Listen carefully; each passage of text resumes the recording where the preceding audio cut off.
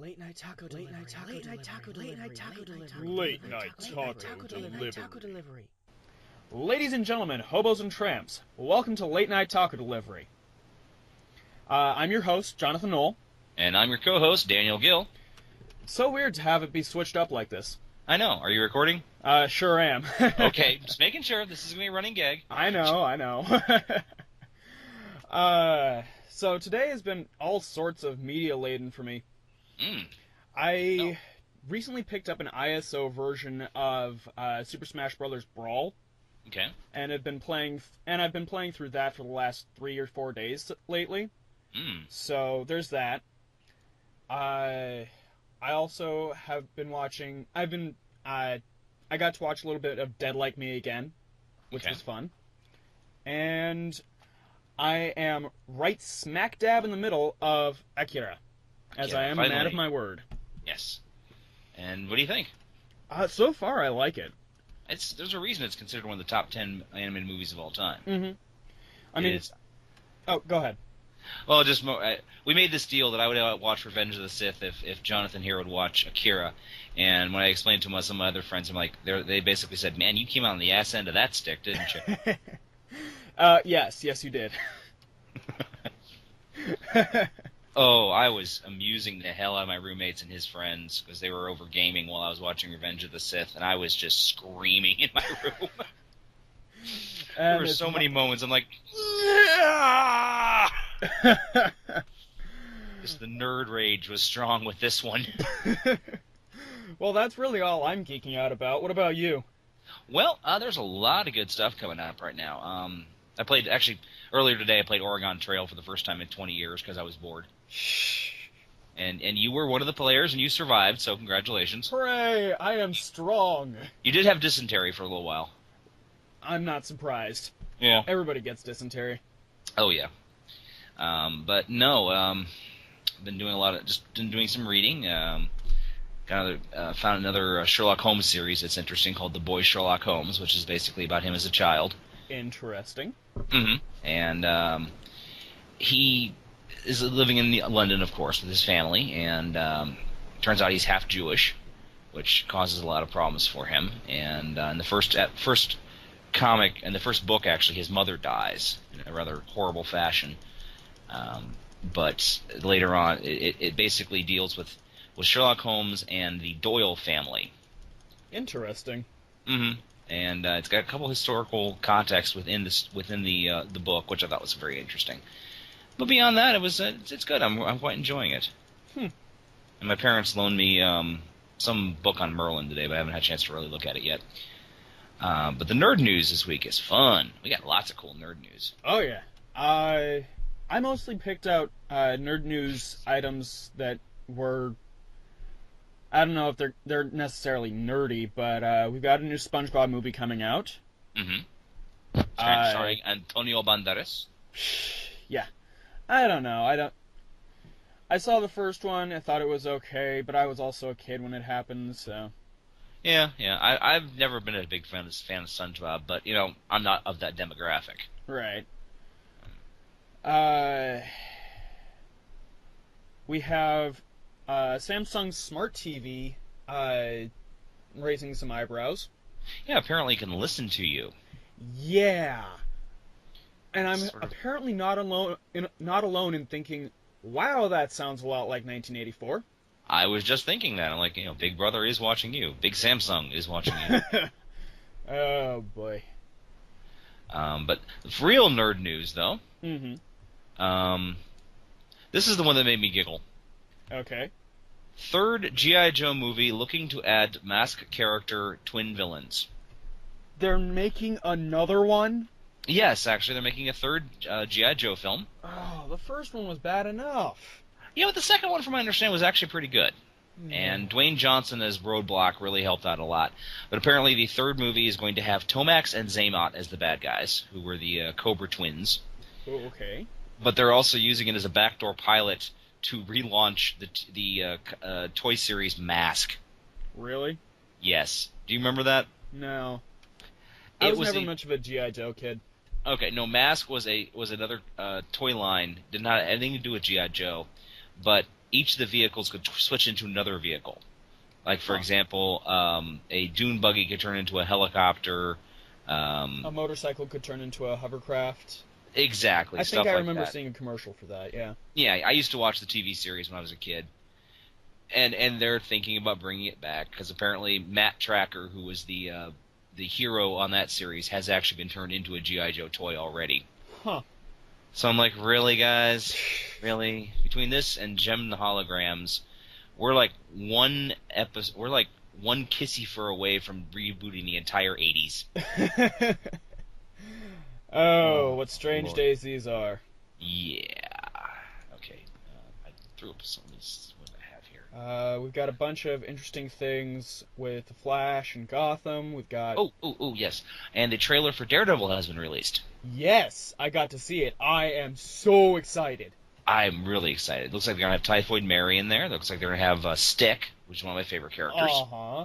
It looks like they're heavily inspired by the Man Without Fear miniseries by John Romita and Frank Miller. Mm-hmm. I'm really interested in seeing if they bring Elektra into it. That would be interesting.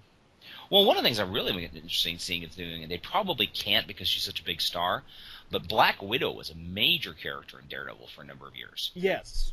So she may make a cameo or may make a guest starring appearance, but I don't see her as a main character like she was in the comic. Yeah, I don't think so either. Personally, I would love to see Marvel do Inferno. Inferno was such a fun event. Yeah. If you ever get a chance, I don't know if you ever got a chance to read it or not, but no, that was literally, it was hell on earth. Hell came to New York City for one night. That sounds incredible. It was amazing. You had the X-Men, the Fantastic Four, Power Pack, the Punisher, Daredevil, Spider-Man. Literally everybody. Everybody that was involved in New York were all fighting demons and all fighting all this massive crap. Even Excalibur, nice. The British X-Men team, made an appearance, and it was just so well done. I really enjoyed that. It was one of my favorite ones from the 80s. I actually even based like one of the Marvel superhero role-playing characters off that whole thing. I called him the Truth. It was stupid. I was a kid, you know. Right. Names there. Hey, Speedy Fest. So yeah, I understand. Yep. Let's see. We also got Lady Sif is returning to Agents of S.H.I.E.L.D. Nice. I remember when that happened the first time. It was very good. Okay. A Wheel of Time pilot aired last night.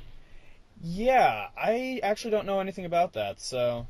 Okay. Well, Wheel of Time is a very, very excellent fantasy series by a gentleman named Robert Jordan, who passed away right before the last book was published. Uh-huh. So the last book actually wasn't written by him. It was written from his notes. He actually knew he was dying, so he made sure everything was in place. Sort of like, what's his name? The guy with Game of Thrones, George R.R. Martin. Uh-huh. He's already got everything in place to be taken care of if he passes away before he finishes the series. But apparently, this pilot was done on the FXX channel, not the FX channel, but the FFX channel. FXX, yeah. Yeah, and it was done as a client-supplied programming. Essentially, it was like it was an infomercial. Yeah, they just to put things into perspective for the audience, FXX is pretty much the Simpsons channel, so... Okay, I've never seen it. I don't have cable or dish. Mm-hmm. But it was aired in the middle of the night, and it was only done to keep a copyright. Fair enough. So apparently this pilot was shot in like 4 days. But I thought it was funny. Okay, you ready for your Dear God, Why moment? Go for it, man. The 50 Shades of Grey teddy bear. Oh, dear. Oh, no. Oh, Christ. If you want to dominate Valentine's Day, skip the roses and send the limited edition 50 Shades of Grey bear. Inspired by the best-selling book, the adult gift is especially designed for fans obsessed with Grey, biting their lips with anticipation over the movie. Send me the link. He features 7 smoldering gray eyes, a suit, and a satin tie, mask, even mini handcuffs. Oh, Christ. Handmade in Vermont, USA, using the silkiest fur we can get our paws on. It's made by the Vermont Teddy Bear Company, dude. Hey, at least it's not Build-A-Bear Workshop. Oh, my goodness. I wonder if it would come with, like, strategically placed holes. I've been a furry way too long. The fact that I know these terms.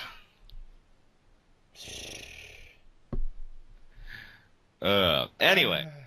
Yeah, so, aren't you happy now? Aren't you just glad just I brimming shared that? over with the absolute most happiness. It's not as bad as the inflatable My Little Pony, but it's close. Yeah. I actually made a post on my Facebook. 50 Shades of Grey. If you want to be in a sexually abusive relationship, make sure it's with a multimillionaire with wonderful hair. You actually made that comment last week. Ah, okay. It's still a funny joke, damn it. It is funny. Alright, anyway. So.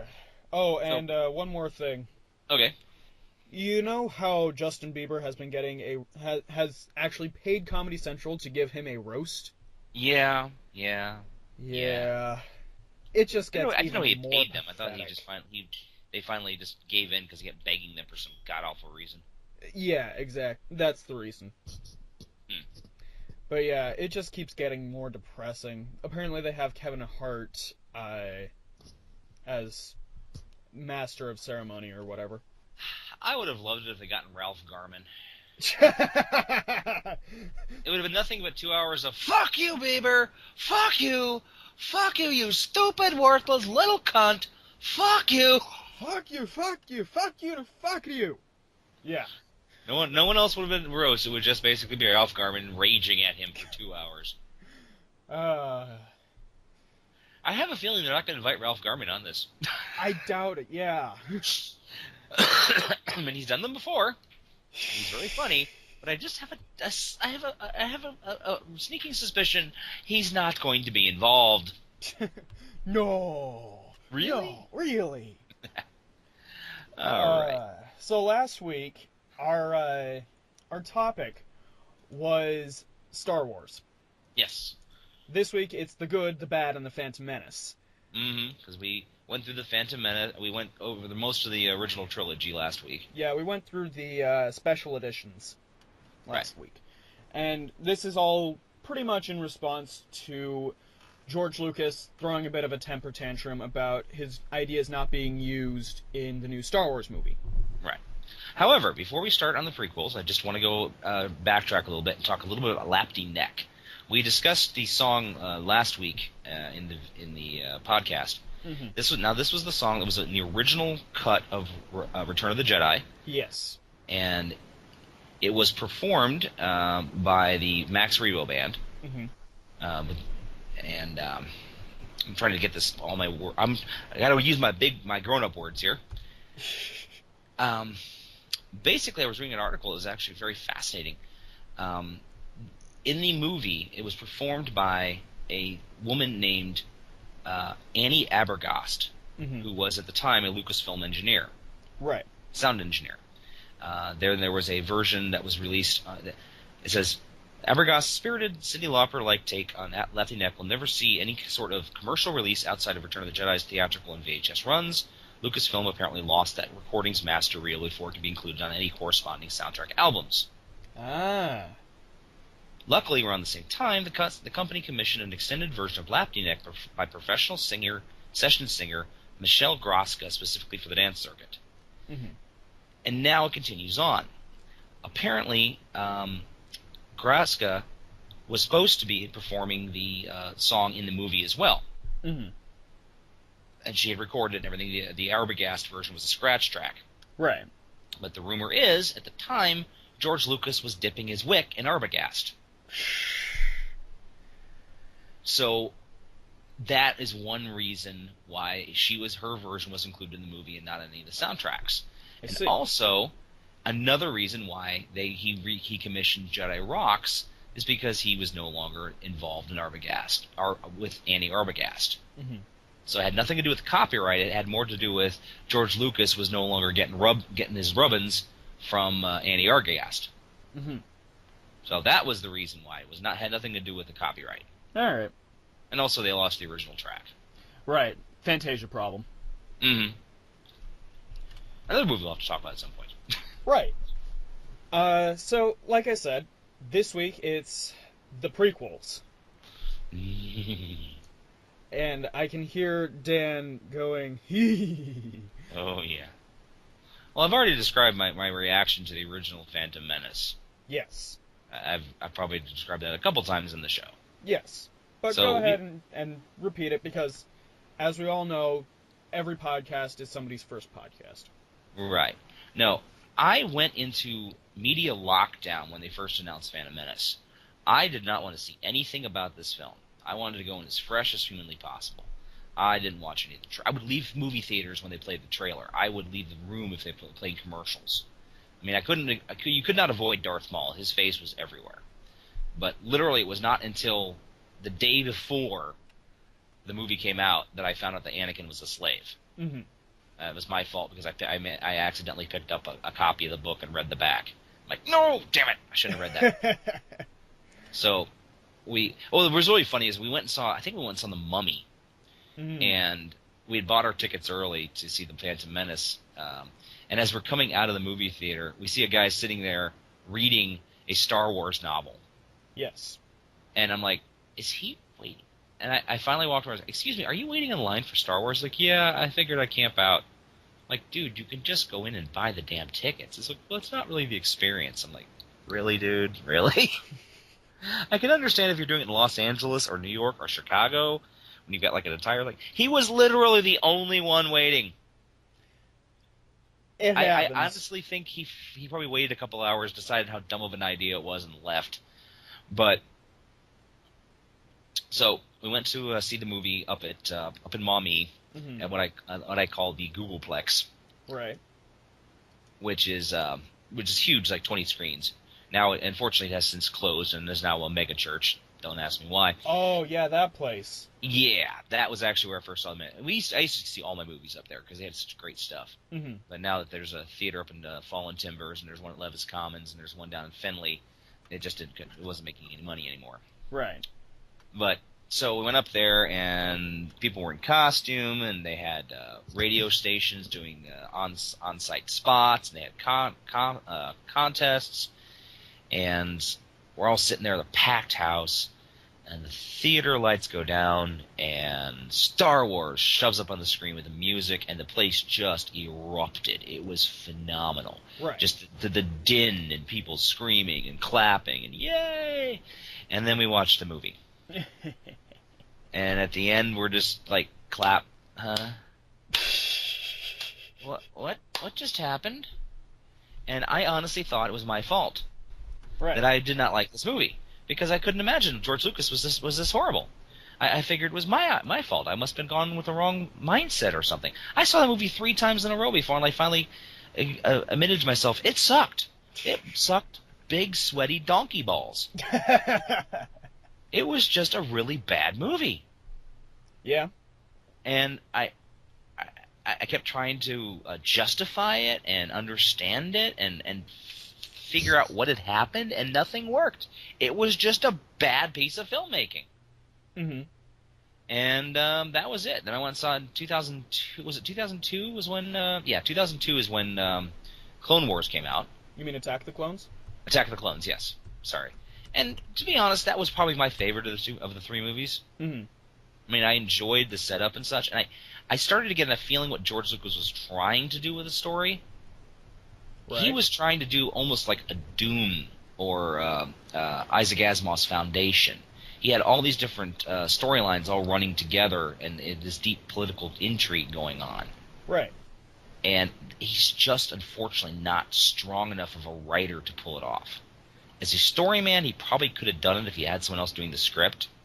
Yeah, again, that's why Empire Strikes Back and Return of the Jedi worked so well, is because the screenplays were done by Lawrence Kasdan.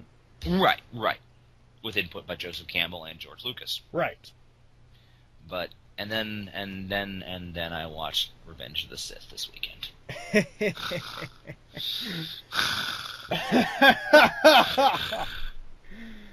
Hate.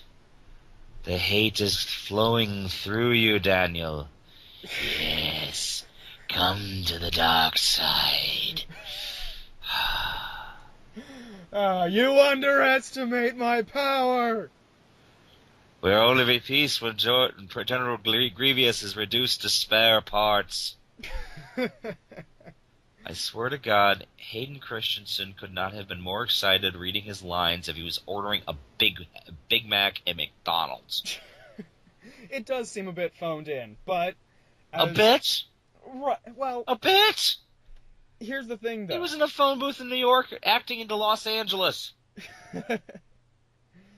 Oh my freaking God. Okay, please, discuss. Alright.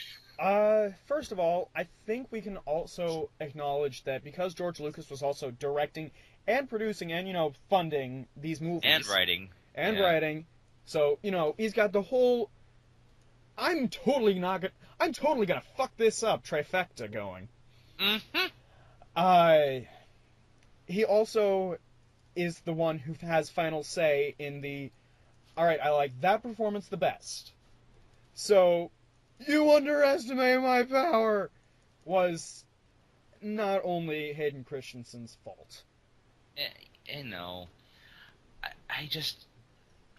I remember when Clone Wars came out, we were making fun of the acting. Yes. And I was discussing with some friends, and we were discussing what makes a great director. Mm-hmm. And I used the analogy, George Lucas, unfortunately, is not a great director anymore. Right. Because he can't convince his actors to act. When you're seeing, Ewan McGregor and Liam Neeson bouncing around and trying to act, and in these wonderful backgrounds. Don't ever get me wrong. I think the movies are gorgeous. Oh yeah, they're nice to this look day. at. I mean, it's over. It's a decade old and it still holds up. Mm-hmm. They're pretty. They're very pretty, but you just didn't buy it. You just didn't buy that. Ewan McGregor and Hayden Christensen and Natalie Portman were fighting for their lives in a gladiator pit.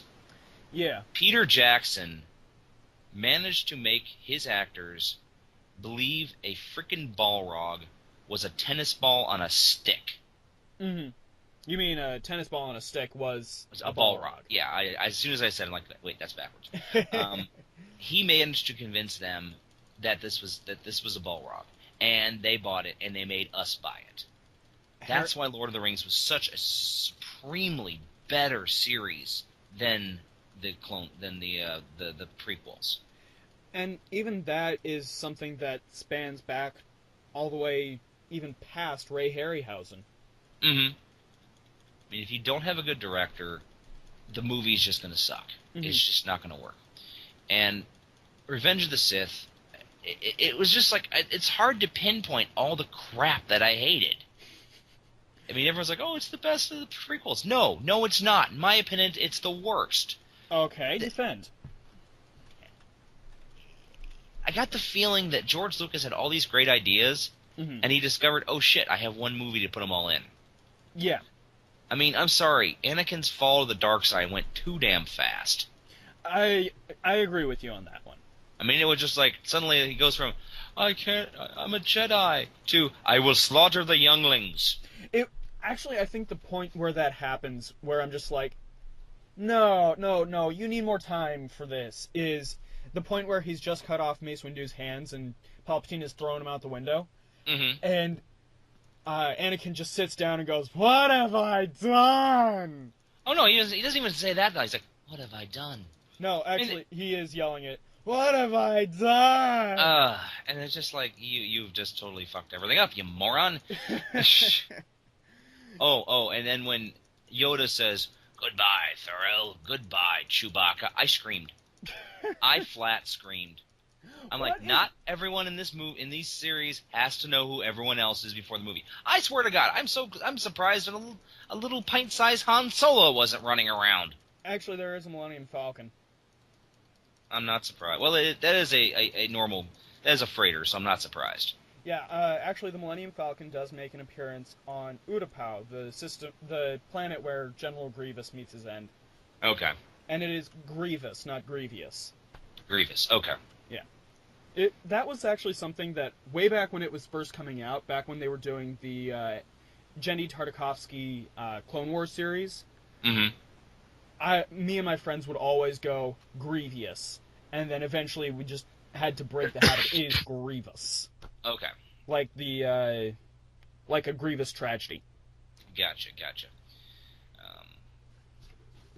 But no, I'm and another thing I had a problem with was General Grievous is stumbling around in the first scene he appears in, hacking up a lung. Yeah. And it is explained in the Clone Wars why he's doing that. Mm-hmm.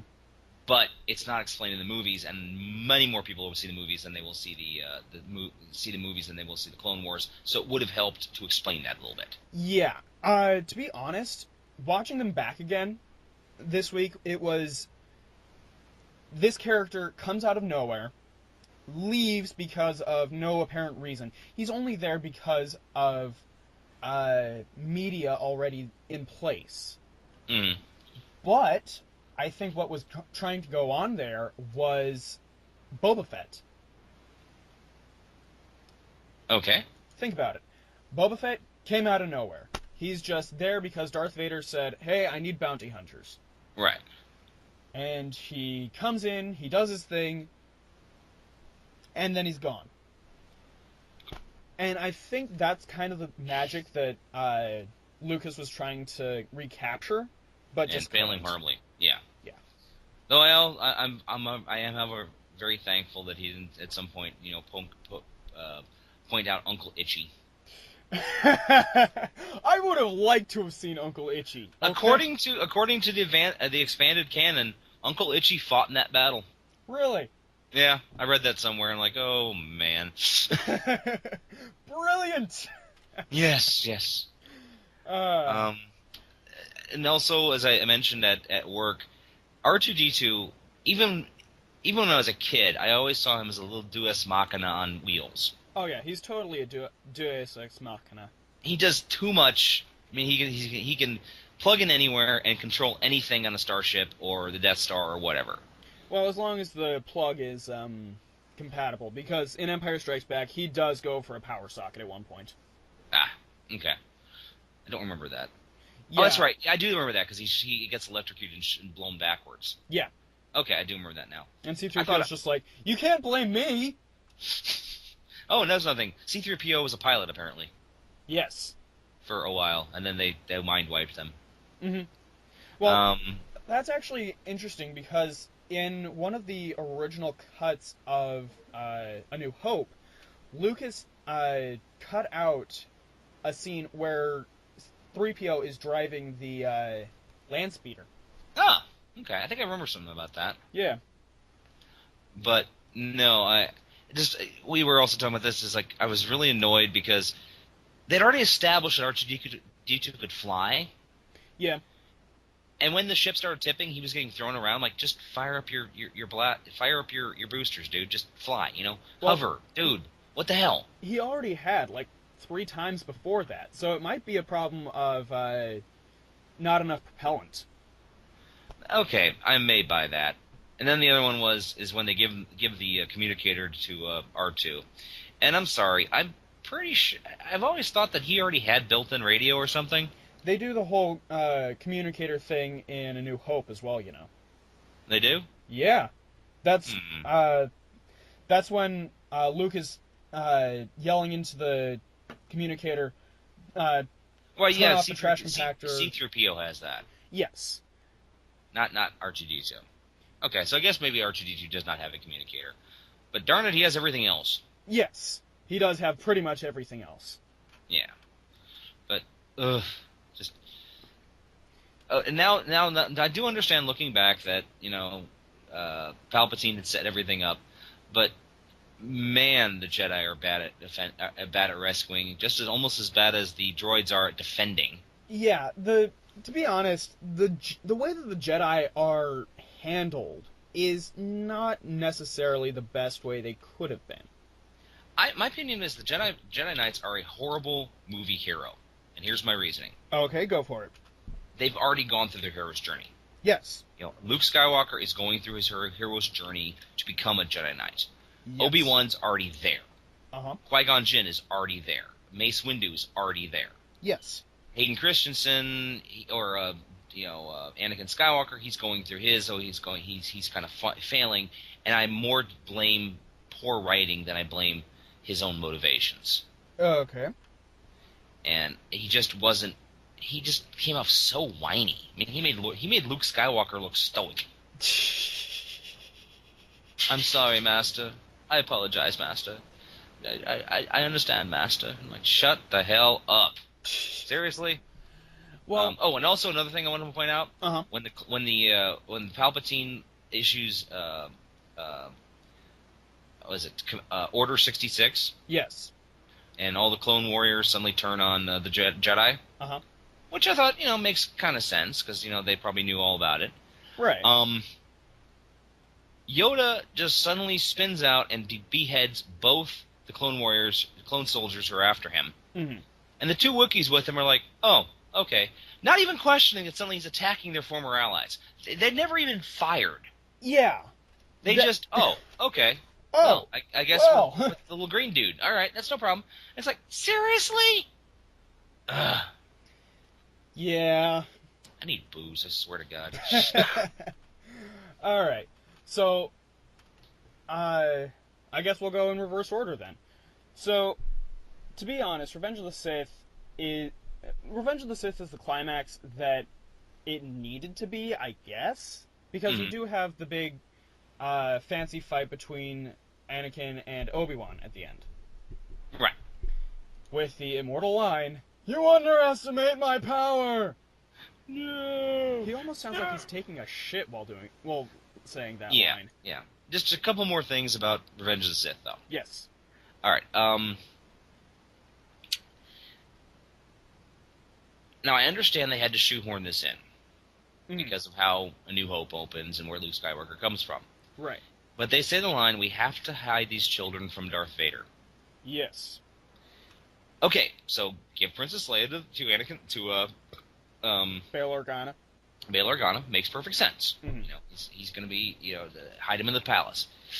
And take the boy and stick them with the only family that Anakin's ever known. Yeah. Not the brightest idea I've ever heard in my life. Yeah, no. No. I will agree with you on that one. And also, Obi-Wan's an asshole. I'm sorry, even, you're watching your best friend, your brother, your apprentice, no matter how evil he has become, burn to death, and you don't just mercy kill him? Yeah. Just, go over and just say, I'm so sorry, Anakin, and kick him into the fire, or, give him a quick death with the lightsaber. Exactly. But no. He just lets him burn. Though, I did have another friend bring up a valid point that I had not thought of. Okay, what's this? The reason why Padme died. People always make fun, well, she died of a broken heart. Okay. Darth Sidious killed her.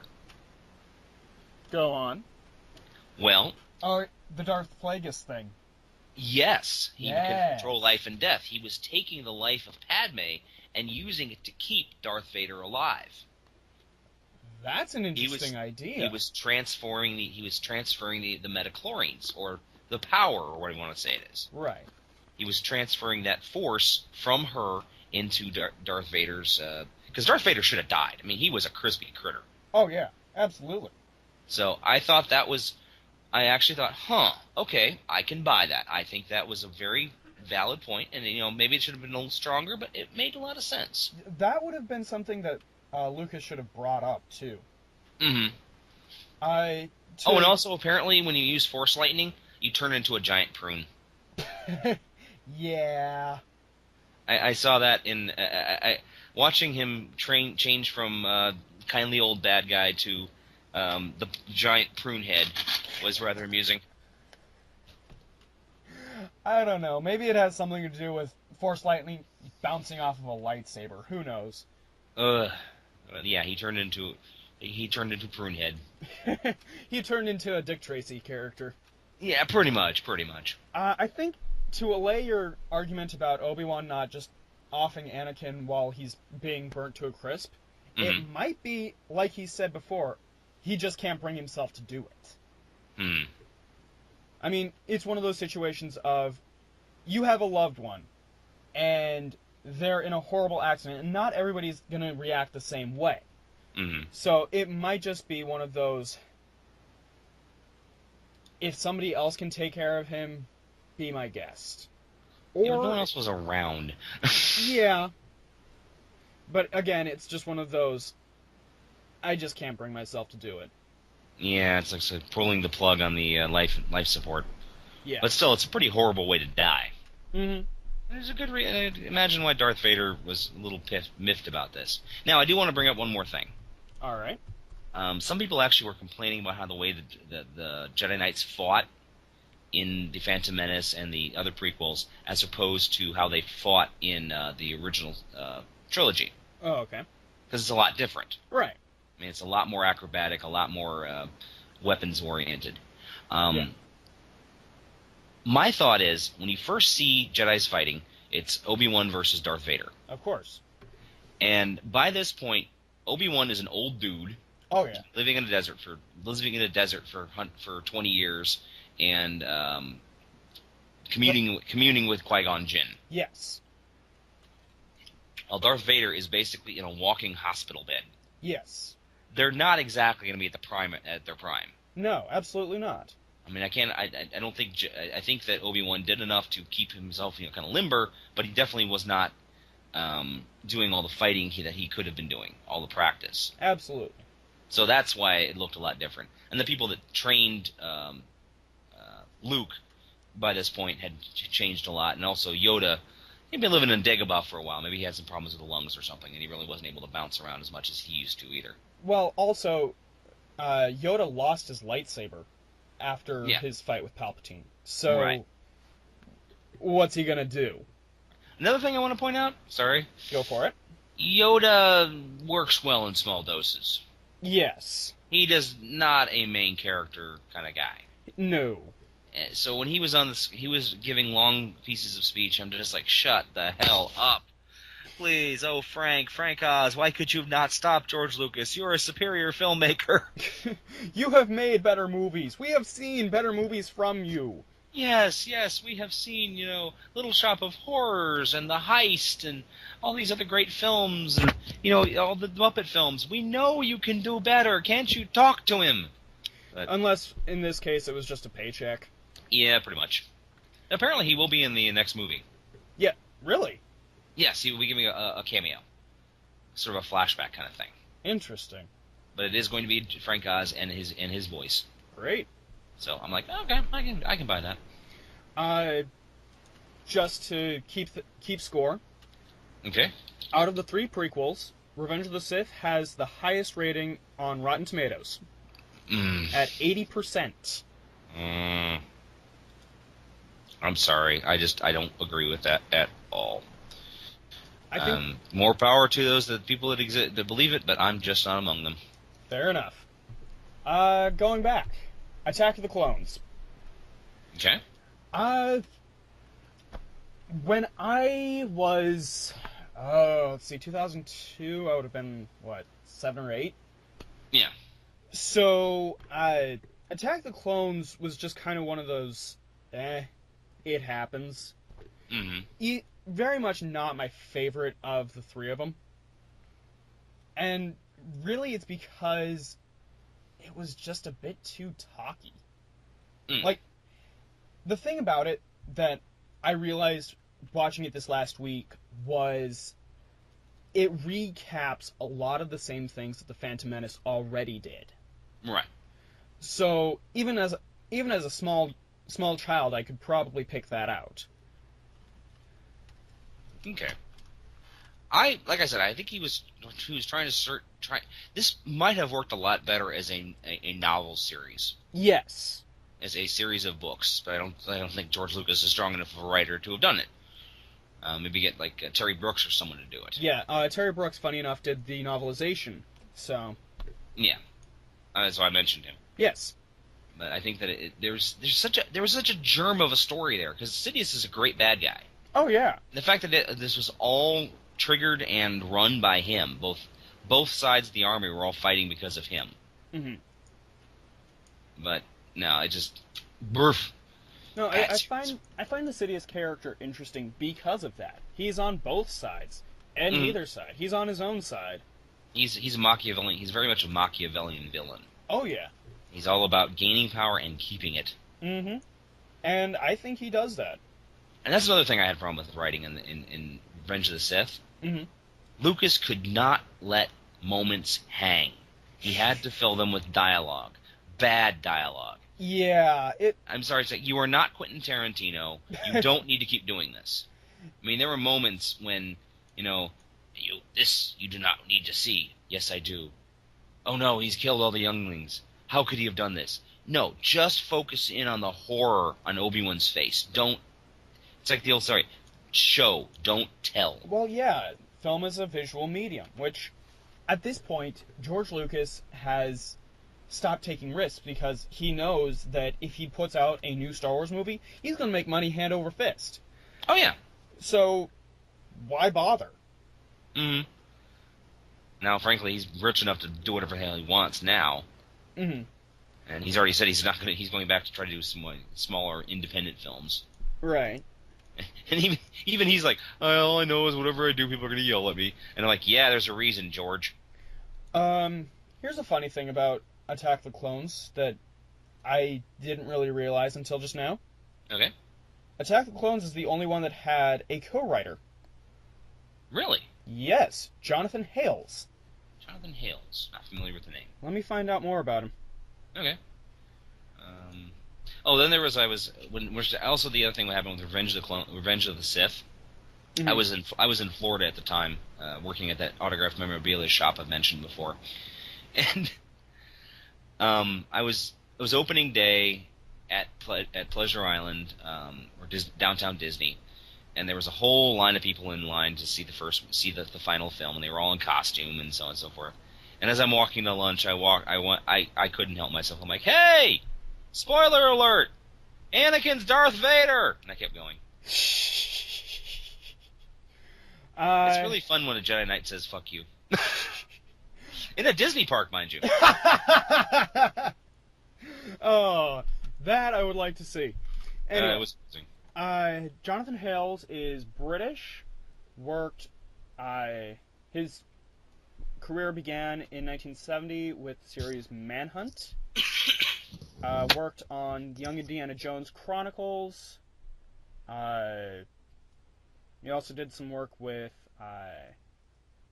The Mummy and the Scorpion King and Attack of the Clones. Beyond that, he's just kind of a footnote. It could be a lot worse. Also, interestingly enough, the script for Attack of the Clones was done 3 days before shooting. Oh, jeez. Yeah. And then there's weird characters in Attack of the Clones, like that one with the that diner owner. I never understood his point. Dexter Jettster. He's an exposition fairy, to be honest. Yeah, he's sort of like, George Lucas needed to get this information out, and he had a cool design for an alien. Go for it. It's like, okay. See, also the cantina scene. Yeah. Okay.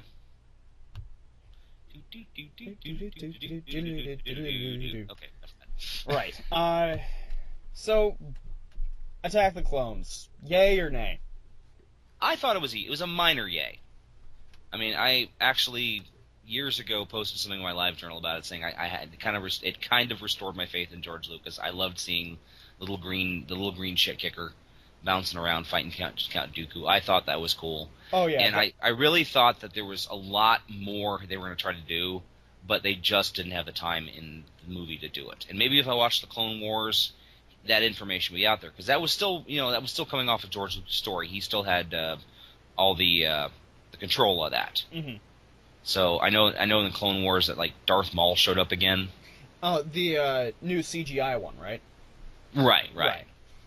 I was actually there in Genndy Tartakovsky, whatever his name was. Yeah, Genndy Tartakovsky. I was actually there when they announced the 2004. Sorry, not 2004. The CGI version of the Clone Wars. And I remember being just incredulous because the Tartakovsky version was already perfect. Why do this again? Right. But apparently, in my ignorance, there is some healing to be found in the later seasons of Clone Wars. Some healing? Yeah. Like, for instance, why Yoda has become a little bit more zen and is a little bit more willing to let things happen in Revenge of the Sith.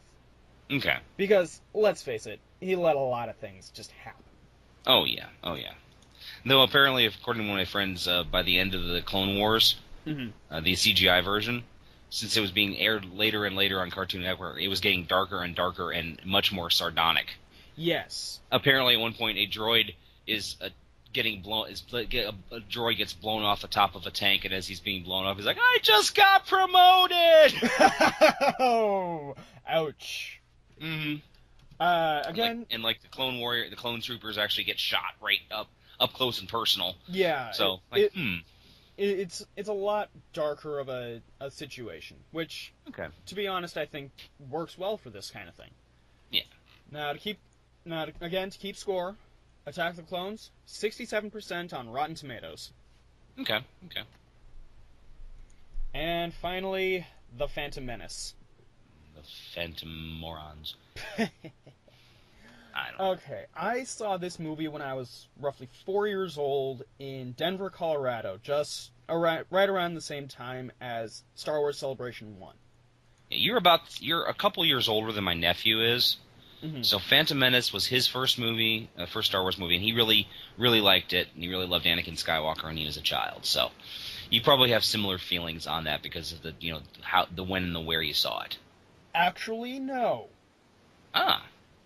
Jake Lloyd as Anakin Skywalker makes me want to drill a hole in my head. Actually, I was trying to remember the name of that actor I was telling you about. Yeah, what was his name? Okay, Michael Angriano. Mm-hmm. He was one of the other. He was the second choice for Anakin. Mm-hmm. And I was discussing a little bit about this last week. They show part of his test reel in some of the documentaries for Phantom Menace. Really? And he would have been so perfect.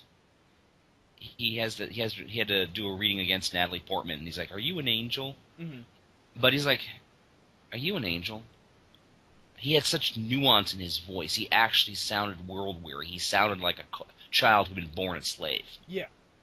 And unfortunately, that's not what Lucas wanted. Lucas wanted like a little bouncy, peppy, freakish leprechaun child thing. Sorry. Something that says, yippee. Yeah, and Michael Angriano would not have. No, he's been in Sky High. He was in Red State. He was in, I think it was called The Monkey King.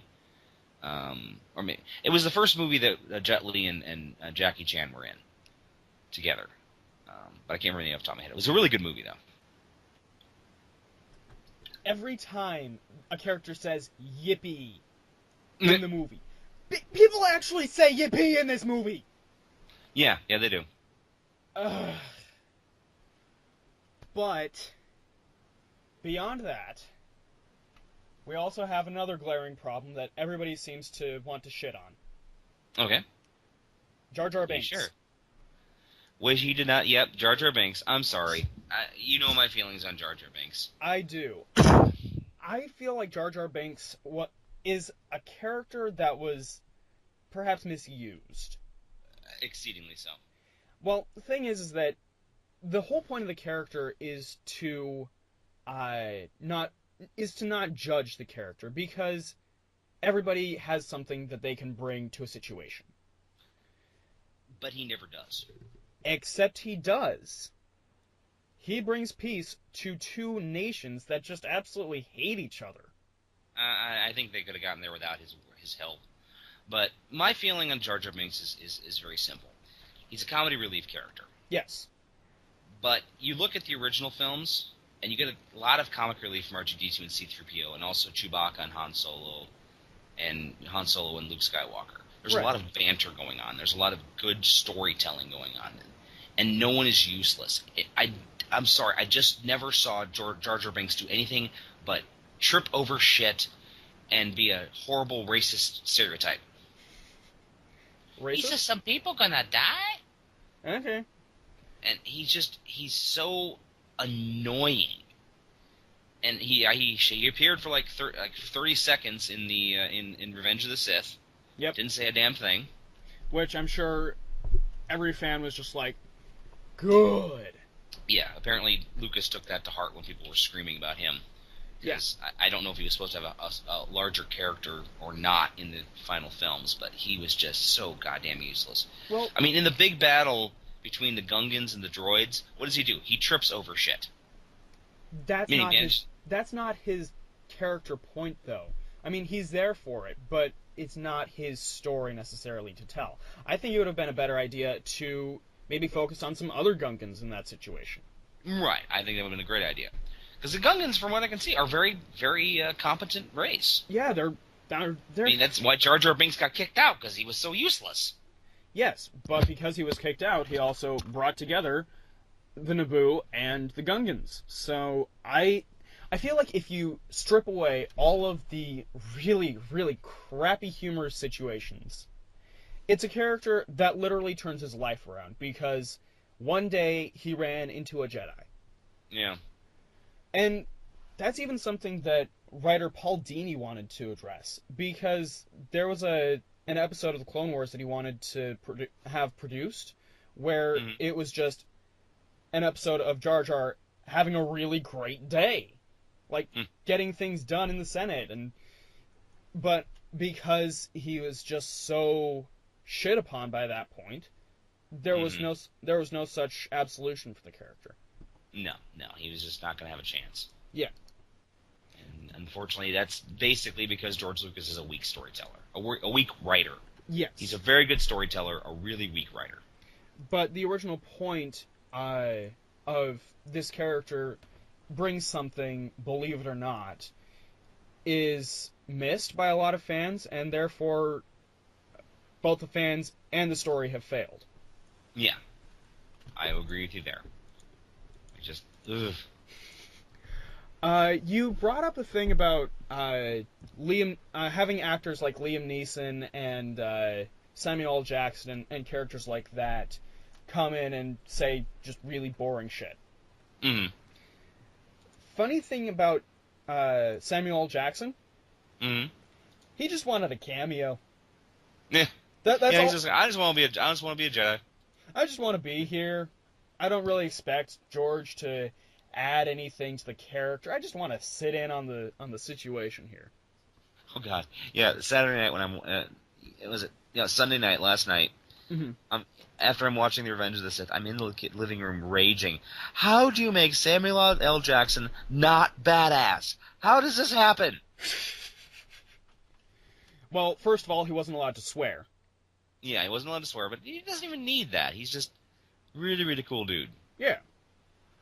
And he could be awesome in other parts, but he was even kind of badass in Jurassic Park, even though he was like it was a small part for him. But overall, nah. So they exploited the character. I think that's the problem with these movies, is that they exploit their characters at the expense of story. Yeah. It's like, you like Boba Fett? Well, I'm going to show you what Boba Fett was like as a child. He lost his dad and he was really sad. I've actually met that kid. Huh. Yeah. Nice guy. Okay, that's cool. Is he one of those guys that's basically enjoying his time being, doing the circuits? I guess. I mean, I really didn't get to talk to him much. My sister got to talk to him a whole lot more. But he, just absolutely nice guy. Just kind of one of those, oh yeah, I did that. It was fun. Apparently his character makes more of a transition in the Clone Wars series. Again, at some point I'll watch that. But yeah, I have a feeling I'll do the same too. Without that series, the movies aren't good. Yeah, there's too much that's left out. Yeah. I think that there's potential there. Mm-hmm. And I think that's the big problem that fans have, is there was so much wasted potential in those movies. Yeah, there was so much that could have been done. That's another thing. Tonight we're going to talk about, instead of doing a thou shalt not, Jonathan suggested thou shalt, which I thought was an interesting idea. Yes. This week, instead of thou shalt not, where we go off and do maybe horrible things to each other's minds. Mm-hmm. Tonight, because we have basically griped about these movies for the last hour or so. Mm-hmm. We're going to basically add things that would make the movies better. Yes. I actually had a notebook at one point. After The Phantom Menace, I wrote like 20 pages of how I could have improved it. Which is part of why I thought this would be a good idea. Mm-hmm. Well, one of the things I would have done is I would have added a secondary character. Okay. I mean, they kept making Anakin Skywalker to be like this perfect child. I'm sorry, when you're 8 years old, you're not going to build your own damn pod racer. It's just not going to happen. So my idea was to create almost like a Han Solo type character. He was an older slave who built the pod racer and was using it to give Anakin a chance to get away. Because he's like, I'm old. I'm 45. I'm 50 years old. I'm never going to be anything but a slave. But you have a chance to get out. You are one of the best pod racers I've ever seen in my life. Use this. Get the money you need. Buy your freedom. Get out of here. And I think that kind of character would be appreciated. I just don't know how he would wash in the long run. Right. I don't even think he had to wash in the long run. Just sort of like the last thing is you see him waving to Anakin as he leaves with the Jedi. Fair enough. And maybe you see him as a broken down drunk when Anakin comes back. That would be an interesting idea, yeah. Mm-hmm. Because to be honest, Watto is just kind of a yes. I'm a Jewish stereotype. Yeah, which I don't think is necessary at all. No, unfortunately, it just seemed like George Lucas, instead of having character development and interesting societies, just used really bad racial stigmas, and it made me kind of angry. Yeah. It's like the Galactic Federation was made up of really, really bad... the Trade Federation. The Trade Federation was the stereotypical accents for Chinese people, and it really annoyed me. To be honest, I think the Trade Federation could have been more interesting if they weren't necessarily viewed as the villains. More people who are just trying to make a living here. Politically. Yeah. Mm-hmm. What would your Thou Shalt be for any of the films? Thou shalt not let any character... Oh, sorry, that's a Thou shalt not. Sorry. To be honest, I would like to see fewer times that any character says yippee. I'm sorry, I just need some kind of realistic dialogue that's still kind of technobabbly, still works in the universe, but isn't over the top. Yeah. Would you prefer a yay or a yahoo? Yes. Yeah, so would I, actually. Yippee was just annoying. Yeah. What was another thing I was talking about? I would have made Jar Jar Binks less useless. Yes. I would have made him like a mechanical savant or something. Or even an idiot savant. Yeah, just he's incredibly intelligent, or he could plan. He turns out that they're planning the battle strategy. He's like, no, man, this would not work. And suddenly he just showed them this amazing battle plan. They're like, oh my god, that's perfect. How'd you know this? Oh, I figured it out. Yeah. And that would also make sense why he would become a senator, because a lot of people in the military and become military heroes do go into politics. Yeah. So that would have been another way of making him less useless. I would also have stripped away a lot of the really dumb and useless jokes, because we don't need a situation where Jar Jar is picking up apples with his tongue like a frog. Yes, I remember that. I was actually thinking about that earlier mentioning that, but I was like, yeah, and then Qui-Gon Jinn grabs it. I feel like that's still a funny scene with the don't do that again. Yeah. Because even Qui-Gon Jinn is just like, I'm tired of your shit, Jar Jar. Are we gonna make some sort of Liam Neeson size of his lightsaber joke? We probably shouldn't. No, we shouldn't. That's Kevin Smith and Ralph Garman's gag, but still. Yeah, that's their shtick. That's no lightsaber. It's a space station. Anyway, no. Thou shalt. Also, thou shalt. And here's a thou shalt. Thou shalt not have useless cameos by characters from the original series. Okay. Like Chewbacca. There was no reason for Chewbacca to be there. Well, there's a reason why they did Kashyyyk in the final film. Kashyyyk. Yes, that's okay. That's right. That's the Wookiee's homeworld. Yes, that's the official pronunciation. Kazook in the holiday special is wrong. Yes.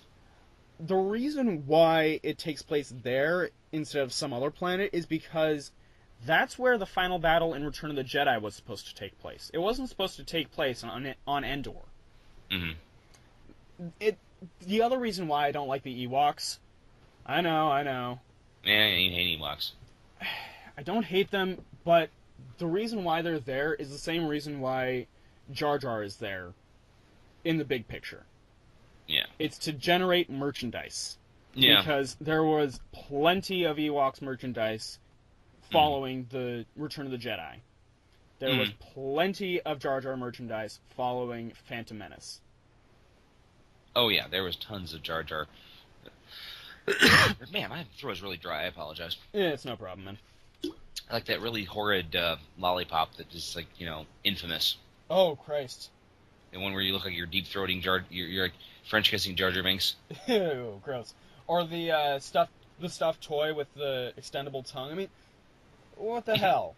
Yeah. Phantom Menace merchandise was also really interesting. Mm-hmm. I had the Darth Maul, because I like Darth Maul. I thought he was kind of cool. I had two, and one of them I lost, but then eventually I replaced it. Because nostalgia. Oh, yeah. When you become an adult, you can buy the shit you didn't have when you were a kid. Or rebuy the shit you had as a kid. Well, it's like what I said, I think it was in an earlier podcast, is I'm really hoping that when they do the Force Awakens Toy Blitz, that they do a really awesome Millennium Falcon. They re-release the one they did back in the mid-2000s. Because I need a copy of that. I need to have this thing. I don't care if I have to use it as a dinner table. I want one. You mean you want another one of those G.I. Joe Mega Shark things? The USS Flag, you mean? Or, yes. No, the Mega Shark. The Killer Whale, yes. The Killer Whale. Oh, yeah, that thing was massive, and I loved it. And, I've looked it up on eBay. Mm-hmm. Complete, it's at least $300. I would have had Darth Maul play a bigger role throughout the movie. Yeah. I mean, for the majority of the movie, he just sits there looking menacing. Mm-hmm. I honestly think it would have been kind of cool to have him around a little longer. Yeah, exactly. He would have been, have him in a situation where he's killed Qui-Gon, and then he just escapes, and he just kind of smiles at Obi-Wan. And then the next movie involves Obi-Wan hunting him down. Yeah. Because, don't get me wrong, I love Christopher Lee, but he's kind of a useless character as Count Dooku. Yeah, he just... Or as I call him, Count Dookie.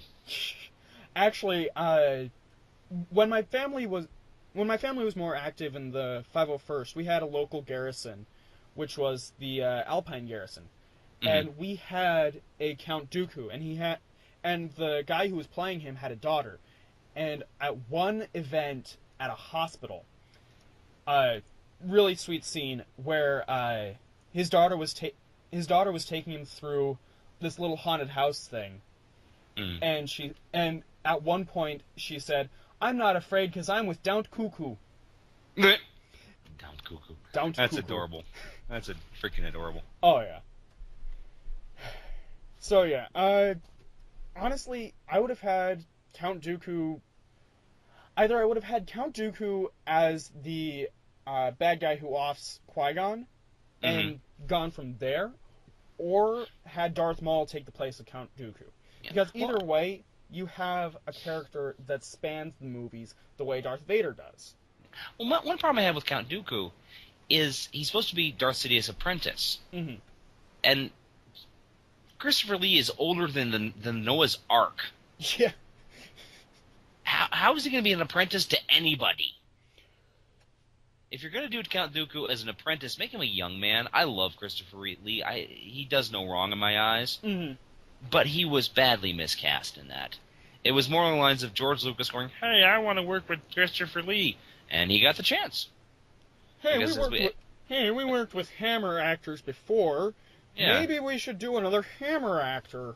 Yeah, and it's just like, well, I kind of want to work with Christopher Lee, and never done that before. And Christopher Lee's like, I need a paycheck.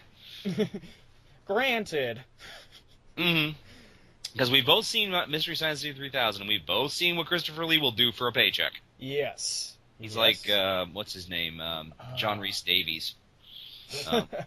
Great actors who will pretty much just do anything for a paycheck. Or Alfred Molina. Max von Sydow. Yeah, just actors that they're fantastic. They always deliver, but they're like the prototypical. They're like the prototypes of Nicolas Cage. Oh Christ! Except Nicolas Cage has to do what he does because of legal reasons. The other actors that we've mentioned are just there because they're there for the fun of it. Yeah, they're like, I need food. I need to pay my rent. The spirit of it. Yeah. Sorry, I had to channel in my inner Mr. B Natural. Mr. B Natural. Joel, I'm scared. Naturalist B you'll ever see. Oh, my goodness. All right. Anyway, I think that's about all I can really think of off the top of my head of things I would have changed in The Phantom Menace. I mean, what would you change in Attack of the Clones? I would have tightened up the story a bit. Yeah, I wouldn't necessarily have had so many talky scenes, like I said. Yeah. We A don't... little more show, don't tell. Yeah. Though I must admit, and this is just because I'm a weirdo, those aliens that were building the clones, kind of hot. Kind of attractive. Not like I want to take one to dinner, but more like I could just stare at them for a long time. They're pretty. They're very calming. I'll admit that. Yeah, they were very pretty. But I think I would have had Anakin's anguish played out more through expression, because he's a rare case in the Jedi where he had a mother who cared for him for a very long while. He was too old for the training, much like Luke was later on. Mm-hmm. But I slaughter them like animals. And he sounds like Maurice LaMarche doing Spartacus. Yeah, he did. And honestly, the whole... Alright, so he goes out and he slaughters the Tusken Raiders, and nobody bats an eye. Yeah. Oh, can I say one thing? Go for it. They're showing them building the Death Star at the end of Revenge of the Sith. Yes. And it takes them how long to build the next Death Star by Return of the Jedi? It didn't make a lot of sense to me. It seemed like they just threw it in there because they needed a Death Star. Well, they were even hinting. And also, how could they hide the damn thing? Well, they were also hinting at the Death Star in Attack of the Clones too. Yeah, and that was another thing I had a problem with. I'm just like, no, you don't need to refer to the Death Star. We know it exists. We know it's going to come up. You don't need to show it. Yeah. Personally, I would have rather seen them showing a Super Star Destroyer. That would have been nice. Yeah, I would have rather seen that. But again, and also, like I said, I would have had Darth Maul in the Clone War, in the Attack of the Clones. Right. At the same time, though, I think what was interesting was the ship design in Revenge of the Sith, where you had the Separatist ships looking kind of like the centerfold of the Star Destroyers, with the multi-layering vertically. Mm-hmm. And then you had the Republic ships, which were like the Star Destroyers, but horizontally. So combine the two, and there you have a Star Destroyer. Okay, makes sense. I remember reading something where people were really pissed off about the Tantive 4 showing up in Revenge of the Sith. The what? The Tantive 4, the blockade runner at the beginning of... yes. Yeah. I had no problems with that, because I get the feeling that the blockade runner was probably one of those classic ships, like a DC-10. Yeah, it's one of those... It's been around a long time. It's been refitted and refitted and refitted just because they need something to get around in. Right, and then it's the rebellion. They don't have a lot of money. Yeah. So I had no issues with that. I did give a smile when I saw that. Yeah, I liked that. It was a good nod. Apparently, they were also going to have a nod to Greedo in The Phantom Menace. Did you know that? Yes, the deleted scene. Yes. You keep acting like this, Greedo, you're going to come to a bad end. Yeah. Yeah, I did see that. I think that would have been more useful than... Don't do that again. Alright, and now the Revenge of the Sith. What would thou shalt on Revenge of the Sith? Too much, man. Too much. Maybe it's too fresh in my mind, but oh my god. Get a damn script writer. Fair enough. Get a, if you don't hire Lawrence Kasdan, hire, I don't know, some other good Hollywood writer. Akiva Goldsman probably would have been perfectly happy doing that. Hell, have David Hayter from the guy who did the X-Men movies. Hell, have Steven Spielberg ghostwrite on it. Yes. I mean, Spielberg at least knows how to tell a damn story. Oh, he tells fantastic stories. But no, there was just the acting was bad. It just had too many plot holes, and I just got so tired of whiny Anakin. I think that we could have had lower doses of whiny Anakin, also cut out a lot of dialogue, because this is a visual feast movie. It's not necessarily... Yes. We're not here for the Shakespeare of it. We're here for the German Expressionism filmmaking of it. More like the Japanese movies. Yes. The ones that inspired George Lucas. I've watched Seven Samurai, and there's not a huge amount of dialogue. Mm-hmm. But it is a gorgeous film. It is extremely well acted, extremely well choreographed, and you get everything you need from the visuals. Yeah. You don't... And that's the point. That's what people were looking for in these movies. They weren't looking for jokes, and they weren't looking for... they weren't looking for comedy. No. They were looking for, well, to be honest, tragedy, because that's what Revenge of the Sith is supposed to be. It's supposed to be a tragedy. It could have been a great tragedy. Unfortunately, the way it is, it's a mediocre tragedy. We're sorry, George. We're glad that you sold this to Disney. If nothing else, J.J. Abrams knows how to use special effects and knows how to get good performances out of his actors. I may not always agree with what he's writing about, but I've never doubted his actors. Mm-hmm. So. And the other thing about J.J. Abrams that I'm looking forward to seeing is the fact that he's using actual models for this movie. Yeah, he's using actual models. And I keep hearing rumors about what Han Solo is going to be up to. Yeah, apparently there's going to be a Han Solo movie. Well, not just that. Apparently, Harrison Ford Han Solo,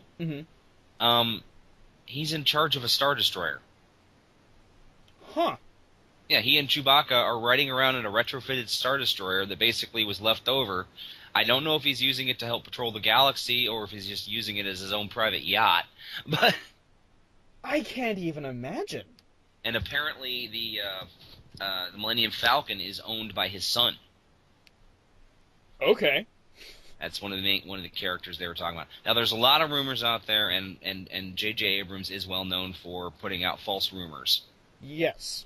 So you take everything that's been revealed with a grain of salt, but the more I'm seeing it, the more it sounds interesting. One of the things I've been hearing about is it's basically Luke Skywalker and his apprentice versus the Federation versus the Rebellion, or what are they called now? The Federation, or what's the Rebellion called now? The Rebel Alliance? I guess the Alliance and the remnants of the Empire, both building a doomsday weapon. Huh. And Luke and Skywalker's attitude is neither side needs to have this. It's almost like he's fighting against the USA and Russia, who are both propagating their doomsday weapons. Interesting. Mm-hmm. So I think that's got a great potential for a story. And I've also heard that a lot of care is going into the detailing of this movie, too. Like, this is one that I heard on a different podcast, where in the original cockpit of the Millennium Falcon, apparently there's bubble wrap on the tops of the seatbelts in the Millennium Falcon, and the bubble wrap is back. Yeah, they didn't even make that kind of bubble wrap anymore, so they had to go find a manufacturer who pulled out the original molds and made it for them. Yeah. So they are taking great care to build these Millennium Falcons. Do you ever get the feeling that if we win the lottery, one of us would just build our own scale model of the Millennium Falcon and just live in it? That would be impressive. I think that would be fun, just have it in your backyard. You have a Millennium Falcon, and set it up so it's got like video screens in the cockpit, so you can go whoosh as much as you want, and maybe sit it on a gimbal. Yeah, that would be my personal entertainment center. Where It'd be you like have the simulator from hell, yeah. Yeah, or just have the cockpit just play movies. Yeah, just invite 4 of your friends, because there's 5 seats in there. Right. Wouldn't Or necessarily be a great home theater, but it would still be a pretty damn cool one. It would be very awesome, yes. Alright, well, we've been out here for at least an hour. Yep, and so to play us out, we have Bill Murray singing on SNL about Star Wars. Star Wars. Star Wars. Alright, Tom, it's fun talking to you again, as always, this evening. Yep. And it's good to talk to you again as well. Alright, and our Twitter is Radio Walrus Pod. And if you have anything you want to say, always mention the number of this podcast. What are you up to, by the way? 9, 10? We're up to, I think, 10. Okay, well, let's just say... Okay, because I remember 10 was what we originally wanted to do. We were promising ourselves if it wasn't working by the end of that, we were going to quit. But so far, we're doing pretty well. I think we're having a lot of fun, so we've still got plenty to talk about. We haven't even touched on Disney, or Ready Player One. Ready Player One, or I was actually thinking about this earlier. We talked about teenage movies in the 80s. We need to talk about fantasy movies in the 80s. Yeah, and yes, we are on episode 10. Alright, yeah, we need to talk about Dark Crystal and Conan the Barbarian and Legend and maybe even some of the weird stuff like Hawk the Slayer. Mm-hmm. But there's a lot of movies we need to talk about. Yep, and we still need to get in on Marquise. Yeah, sure, we'll get to that. Yeah, Marquis. Eventually. Yeah, happily. Colin, speak to me! Alright, man. Night. Good night. You guys out there, thanks for listening, and if you have any questions, just leave us at our Facebook page. It's Radioactive Walrus Pod, Radioactive Walrus Entertainment, or as they said, our Twitter is Radioactive. Was it? It's just at Radio Walrus Pod. At Radio Walrus Pod. All right, guys, have a great night. Yep. See you next week. Late Night Taco Delivery is performed by Daniel Gill and Jonathan Knoll. New creepy opening by Jonathan Knoll. If you have a suggestion for a future show, would like to participate in Thou Shalt Not, or just get in contact, drop us a line on Twitter at Radio Walrus Pod. Feel free to also comment on the site you found us on. You have listened to a production of Radioactive Walrus Entertainment.